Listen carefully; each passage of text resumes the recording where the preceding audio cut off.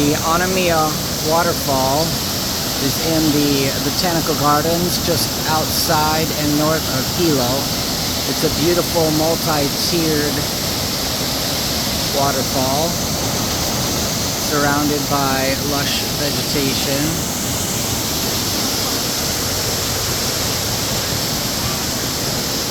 There's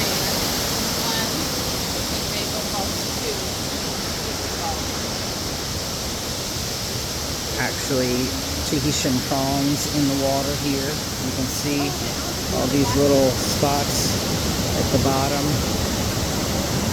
roaming around in the river. But definitely a beautiful waterfall in a beautiful spot in the middle of the rainforest here.